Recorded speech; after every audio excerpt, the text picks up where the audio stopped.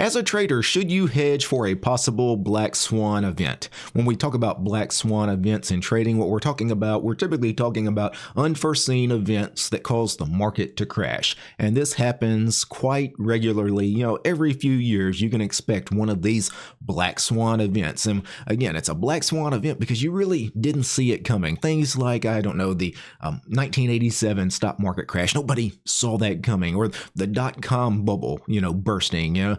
Nobody really saw that coming. Everybody was getting long all of those tech stocks, and then all of a sudden the bubble burst, right? Or how about 9/11? You didn't see a terrorist attack coming, but because of those 9/11 attacks, the stock market crashed. It dropped in a reaction to that. Similar black swan events would include the global financial recession. So we're talking about 2007, 2008, especially the collapse of Bear Stearns and all of that. Nobody really knew that was even a possibility. And then when it happened, then the markets really started dropping. And then of course the pandemic, right? The pandemic, something no one could predict. Nobody could predict that a pandemic, a worldwide pandemic, would all of a sudden hit us one day. And of course, that caused a steep correction in the market in 2020. So naturally, as traders, we know these unforeseen events happen every now and then that cause the market to drop 20, 25, 30% sometimes in just a few days or a few weeks.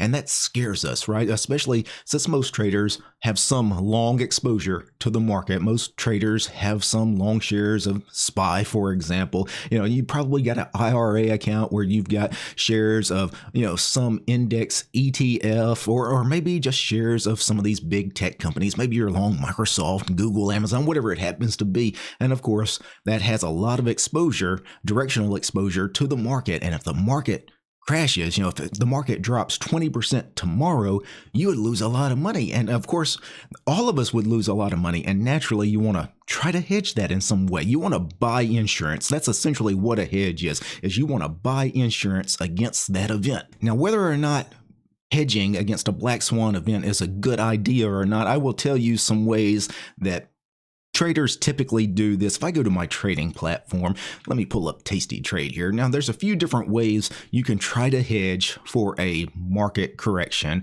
Obviously, you could just go to an index product or index ETF, something like SPY or SPX, and just buy some puts, right? I can go to this 75 DTE cycle in SPY, and I'm just going to go way out of the money. I'll buy a 5 delta put. That's a 2 standard deviation put, right? SPY would have to drop considerably for this put to ever make any money. And of course, this put is kind of cheap. I only have to pay $1.08 for that 2 standard deviation put, right? That's only $108, but I could make quite a bit more than that $108 if, for example, SPY made a 3 or 4 or 5 standard deviation drop, right? That $100, I could make me thousands of dollars potentially if SPY had that kind of drop. As a matter of fact, let me go to the curve tab here, the analysis tab, and let's say SPY, which is currently 511, let's imagine it drops 20%. So let's take $100 off of 511 and go down to around 411. That $108 put would be worth about $4,000 if SPY dropped 100 points tomorrow, right? So now that is an extremely unlikely event. Again, it would take something unforeseen, unpredictable. Again, that's why it's called a black swan event, right? It's because you really couldn't predict that. But, a lot of people, what they'll do is they'll run these campaigns. And when we talk about campaigns, there's really 2 types of traders. There's the campaign trader who has his core strategy on his core products, and he's constantly doing the same thing over and over again. A great example of this is many people have campaign style trading on SPY, for example, selling covered calls. There's a lot of people that own long shares of SPY, and they just run this campaign constantly. It's part of their core strategy where all they do is just sell covered calls every month on SPY. That's campaign trading. Now, the other side of the coin is what we call opportunistic traders. And these are traders that are not trying to run a campaign using the same products, the same strategies all the time. We're trying to see what strategy and what products are best for the market right now. And this is typically the kind of trading I do. So I'm looking for products that I think are overbought or oversold, the products that have high IV, especially since I like selling options rather than buying options. I'm always looking for products with high IVR. Depending on the strategies I want to use, I might want underlying stocks that have earnings coming up or underlying stocks that don't have earnings coming up. You're all right. There's different criteria for different strategies. That's an opportunistic trader, where that campaign trader, he's doing the same thing every week or every month. He's putting on the same trades no matter what, because again, he's running that campaign. And a lot of campaign traders, especially the ones that are doing things like constantly, selling puts on SPY or selling covered calls on SPY, part of their campaign is also occasionally buying these really deep out of the money puts on SPY as a hedge. Other things you can do other than just buying puts on SPY or SPX. You could also buy calls in the VIX. The VIX, of course, is the volatility index of the SPX. And when the market crashes, what happens to volatility? Well, if I go to the chart here, when the market crashes, volatility is going to spike, right? So right now the VIX is trading around 13, but if a crash happened, this VIX is going to explode. It's going to be 25, 30, 35 potentially. And you might see that kind of huge jump in a day or just a matter of days. So what a lot of people will do, instead of buying puts on SPY, you could go and buy calls in the VIX. And, this is not free money, just like buying puts is not free money. Buying calls in VIX is not free money, right? You have to pay for this hedge. You have to pay for this insurance. But, if some unforeseen event does happen and the market crashes, that means the VIX is going to explode in price. And again, you're going to make a lot of money. But again, it's kind of a lottery ticket, right? Yeah, the likelihood of that happening tomorrow is very unlikely. It's very similar to buying car insurance. Right? You pay car insurance every month. You pay a car insurance note. But think of all those hundreds of dollars that you pay on car insurance, every year. You pay thousands of dollars in car insurance typically every year. How often do you get into an accident?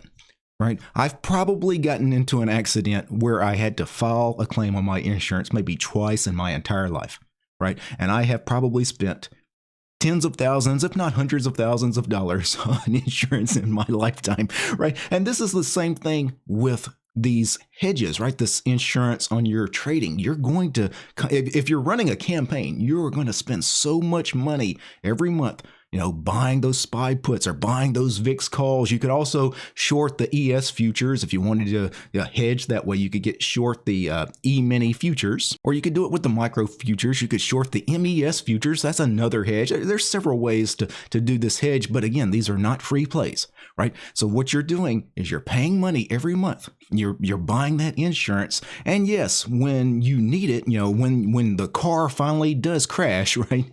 Yes, you're glad you have it, but you probably spent more money than what you eventually made when the accident happened. Now, opinions will vary on this, but I can tell you personally, I hate the idea of doing a campaign style trading, trying to hedge against a possible black swan event, right? So I would never, on a weekly or monthly basis, just constantly buy VIX calls or buy SPY puts, or if you wanted to, go to the ES futures and maybe, get short a future here. Now, if I short a future, the buying power reduction on the S&P 500 futures is $12,000. That's a lot. This is a big product, the ES futures, but you could do it with the micro E-mini. So you could do /MES for the micro S&P 500 futures. And then buying power reduction is only about $400, but you could short multiple contracts if you needed to. But the problem with constantly carrying these kinds of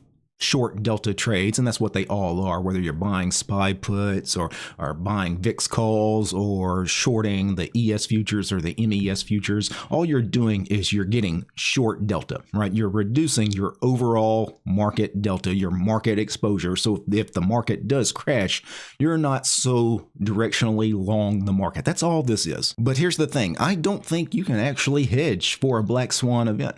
The name black swan implies that it's unpredictable, right? It's called a black swan event, meaning it's unpredictable, it's unforeseen, it's nothing that you can in any way predict could happen. So how can you if you can't predict when or where it's going to happen, right, you can't really hedge against it, right? Because again, this is not free money. This buying these hedges, it's buying insurance, right? And just like buying your car insurance, the insurance companies are not going to sell you insurance unless they know they're making a profit. Same thing with buying these VIX calls and buying these SPY puts, right?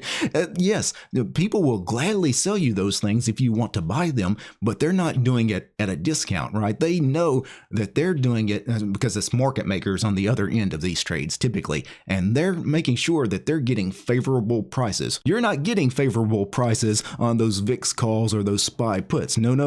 And on top of that, if you're running this campaign where you're buying VIX calls, for example, all you're doing is you're losing alpha every day. Every day you're losing a little money, right? And why are you doing that? Well, you're doing that in hopes that, if something happens in the next 2 years, 5 years, or maybe in the next 10 years, if that black swan event finally happens, then maybe you'll make up for all the money you spent, but it's extremely unlikely that you're going to make up that money. And even if you were lucky enough that you started your campaign right now buying VIX calls or buying SPY puts, and let's say that black swan event happened really short distance from now, say 3 months from now, so you really didn't spend that much money on your hedges and you just nailed it. Well then, now you got to plan for the next black swan event. So you're going to keep buying VIX calls every month, buying SPY puts every month, whatever it happens to be. Well, eventually it's going to get to the point where you spend more money than what you make on those things. That's just the reality of it. I actually don't think most people need to hedge as long as they're trading responsibly. And what I mean by that is these hedge plays, they're typically, all they're doing is trying to bring your delta number down, right? You've got too many overall long deltas, so you're adding some short deltas to bring your long deltas down a little bit, right? You're trying to get that delta down a little bit. Well, here's the thing. Just don't put on so many long delta trades. Don't get so long the market. Don't sell puts on anything and everything out there until it gets to the point where you realize you've got so many long deltas. If the market crashed 20% tomorrow, you'd be in a world of hurt. Also, stay small. Don't use 50%, 60%, 70% of your buying power, right? As some people do that. They'll have, 60, 70, sometimes 80% of their net lick account value tied up in their trades. And if the market crashed 20% tomorrow and you had 80% of your total money in trades, that's going to hurt. That's going to hurt a lot, right? That could be seriously a crippling event to your account. Don't do that. Stay small. Only have 30% of your account in play or 40% of your account in play, right? If you do that, then you'll sleep a lot better at night, right? And this is really all you need to do. The hedge is not buying VIX calls or buying SPY puts. The hedge is just stay small. Stay small. Don't get so long the market. Stay diversified, right? Don't have everything tied up into just one product or a handful of products, right? If all you have is like one big position and all you have is a bunch of long shares in SPY, yeah, of course you're worried about the market crashing tomorrow because it's going to hurt so much worse for you than somebody that's much more diversified and trading a bunch of different products, a bunch of different ETFs, individual stocks, maybe some futures that are not market related, like oil futures or gold futures or bond futures, whatever it happens to be. The more you can diversify, that's a hedge. Right? The only time you need to hedge is you've made some mistakes to begin with. You've dug yourself into a hole where now you're worried about things. And if you're worried about things, that means you made some mistakes along the way. And I'll be the first to admit, I've gotten myself a little too big at times, a little too directionally long the market where I have been worried, where I felt like I need to put on some of these hedges. I can tell you right now, there have been many times here in the past 2-3 years where I felt like I got a little too long the market. And you know what I did? I went and got some short ES futures or some short MES futures, right? I felt like I needed those short deltas to offset some of my long deltas. So even I'm telling you guys, don't stay small, stay diversified, don't get too long in the market. Even I occasionally get into a situation where I'm uncomfortable and then I hedge. But those are not campaign style hedges. Like I don't do those hedges all the time, right? Those are, hey, I've really screwed up for whatever reason. I've gotten way too long here and I need to bring my delta number down. That kind of hedging I think makes sense. Like when you need to do it, definitely hedge it. When you need to put on a hedge, yeah, it makes sense, but it shouldn't be something that you do all the time. If you're hedging constantly, then I think you need to rethink your trading plan. Now, I know, again, opinions will vary on this. That was just some of my thoughts. But if you guys disagree, maybe some of you guys love doing campaign style hedging. Let me know in the comments down below. I'd love to read what you have to say as far as, what you're doing to hedge. And does it make you feel better? Do you feel like mentally maybe you're in a better place because you have those hedges on? Certainly psychology is a big part of trading, and I can understand, if it helps you sleep better at night knowing that you have those hedges on, hey, keep doing it. Now, if you want to learn more about options trading, I have a book, The Super Wheel Option Strategy. It's about my favorite option strategy, the wheel strategy. You'll find the Super Wheel Option Strategy in hardback, paperback, and in a Kindle edition over on Amazon. You'll find a link to my book in the description below. Peace, guys.